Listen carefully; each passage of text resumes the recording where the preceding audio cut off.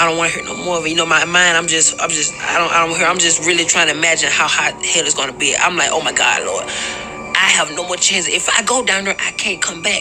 Like, Lord, please don't send me to hell. Please, like, God, please. I'm begging you. And I'm more terrified. I was more terrified than I can express. And so I turned my head, and at this point, I no longer wanted to hear what he had to say, because I knew at this point, I was going to hell. And I would have my head turned, and out of nowhere, there was this one feeling that would come over the interface of my soul. And I would turn my head, and it would go in slow motion, and the tears would fly from my face. And I looked at God, and I was looking at his judgment. What was going to be my judgment? And he looked at me, he said, face to face, you don't get it well done. You get it, you barely made it. And he stepped back and said, come. And at this point, I was so confused. I'm like, oh my God. And on the left side of God, heaven would open up, so soft, with brilliant lights. The colors were indescribable. Like colors I've never seen before in my life. It was so pretty, so amazing. And the colors will blossom as they grow, and the heaven will open up so gentle.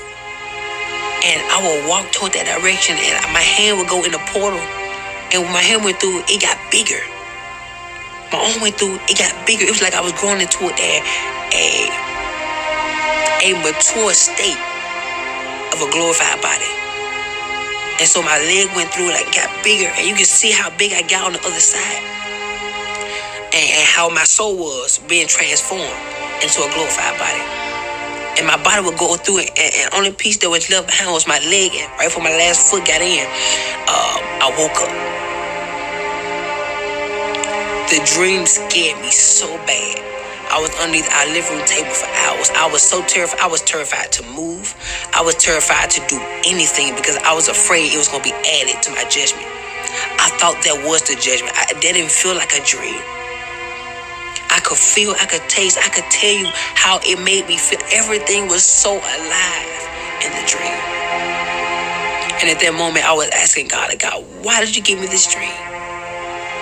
He said, because I want you to warn my people that the things which you saw are the things that shall be. And I didn't realize that what I prayed for and the vow I made before God, that he was going to fulfill it. Now he's looking for my end to be fulfilled.